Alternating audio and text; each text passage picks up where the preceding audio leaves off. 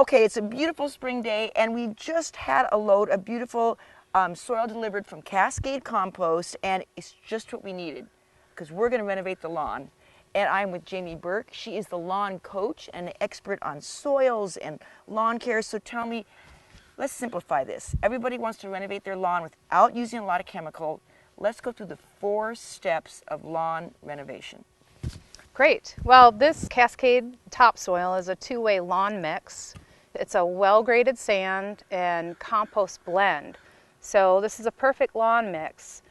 You've got the sand that's going to help firm up the surface because we usually walk on our lawns. Yeah. But it also drains really well. And that helps with moss control, a well-drained soil. Yes. If you have a lot of moss, and that, in my very shaded yard, that is where I find this is excellent to put on top of an established lawn because then it drains better and there's better, healthier lawn and less moss. Yes. And the sand actually has properties combined with the compost that will help with that little bit of thatch layer too. So if you have a problem with that, that's another reason that you want to use a 2-way topsoil blend. Okay, so let's walk through the 4 steps of lawn renovation because it's not that hard and you can really improve your lawn without using a lot of chemicals.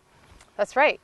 So we have some divot areas from tire tracks, so this is a good place to start to talk about lawn renovation. What we want to do is loosen the edges. You know, sometimes in those divots over the winter, you get some real edges you need to deal with. So that's really the first place to start. Rake out your edges a little bit, try and make it as smooth as possible. And then we're going to take in our wheelbarrow loads of the soil and spread it out, rake it in, and try and get it nice and smooth up to level. And then if I was going to renovate an entire lawn, I would just probably aerate first and then spread this 2-way mix right on top of my established lawn. Exactly. You do a nice low mowing, do your aeration, and then do a little layer over the top. And a 1/2 inch is plenty. Okay. In a renovation, you want to be careful not to go too thick, and a 1/2 inch. Okay. And then the next step after we do that. So then we're going to go ahead and seed. And when it comes to choosing seed, what do you recommend? Well, a regional seed. We're really lucky. Mix. A Northwest mix, sunshade. Right. There are mixes out there that are specific to the conditions. So. And a newer, what I like to tell people, if your lawn is old, your seed is probably obsolete because the new grass seeds are so new and improved. They're more drought resistant and they're thicker. So everyone should be renovating their lawn. And then we're going to bring in a roller. Now, a lot of people skip this step, but it is a really important step, and because the roller makes it so your lawn is more level. More level, and this has a fair amount of compost in it. It's going to compact. We want to get it to that 20% compaction level so that we don't get additional divots as it begins to settle in. And that is a secret that the lawn care masters say. If your lawn is perfectly level, it looks like it's a perfect lawn, even if it's got a little bit of weeds in it. Exactly. It's the levelness that makes your lawn look great. Yep. After you're done rolling, you want to take a light rake and just even out the edges a little bit. You'll get some creasing. It will also open up just the surface a little bit. We're going to go ahead and take some fine compost, Cascade fine compost, and lightly go over the surface. And what this is going to do is protect the seed.